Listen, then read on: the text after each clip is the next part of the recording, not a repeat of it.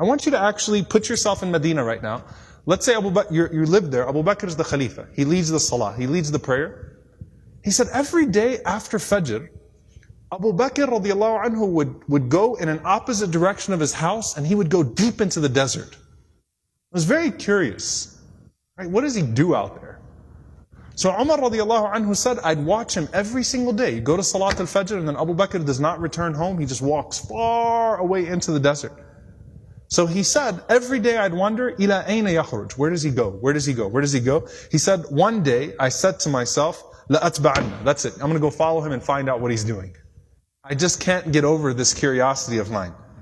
So Umar radiallahu anhu said, I kept the pace from him to where he was at the end of my eyesight, meaning I walked just as far away to where I could still see him. And then he said, I saw him go into this beat up old house. So Umar radiallahu anhu said, I quickly went and I hid behind. And he said, he spent a long time in there. It wasn't like a short amount of time. He spent a long time until after the sun was up, meaning it was getting hot. This is after Fajr, this is way past Duha, way past sunrise. And it got hot, and then Abu Bakr radiallahu anhu left the home, and he made his way back to Medina. He said, this is way out of the city of Medina now. This isn't even the city of Medina right now. Way out of the city of Medina. So Umar radiallahu anhu said, I waited until I could no longer see him, meaning he made his way back to Medina. And Umar radiallahu anhu said, I knocked on the door. Okay? And he said, this woman opened the door. She was elderly, she was frail, she was blind, and there were a bunch of little kids running around.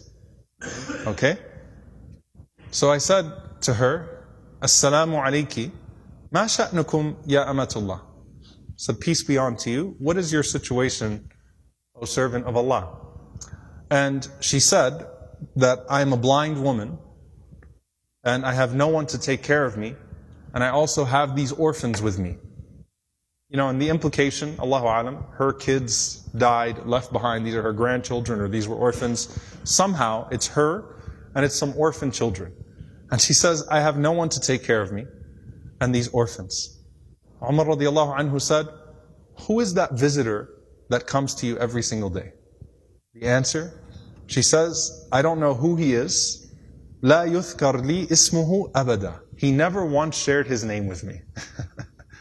He never bothered to tell me his name. Umar radiallahu anhu said, well, what does he do? Qalat jazahullah khair. She said, may Allah reward him. Every morning he comes. Listen, by the way, she details it. She says, he cleans my home. He washes our clothes. He grinds our wheat. He bakes our bread. He cooks our breakfast. And then he leaves. Subhanallah. Think about that. If this was the only narration we had about Abu Bakr, it's incredible. Seriously. The leader, the head of the ummah, the Khalifa, the most important man in the ummah right now, with his station, with his status, and he goes out every morning to this house, and he doesn't even tell the woman what his name is. He's just consider me a secret fa'il khair, right? Just some good doer. Washes the clothes, cleans the house, grinds the wheat, bakes the bread, cooks the breakfast, and then makes his way back to govern the ummah. That is absolutely incredible. Umar radiallahu ta'ala anhu says, every single day? Like, is this really what he does every single day? She said, every day, may Allah bless him. Umar radiallahu anhu said, do you pay him anything? She said, nothing.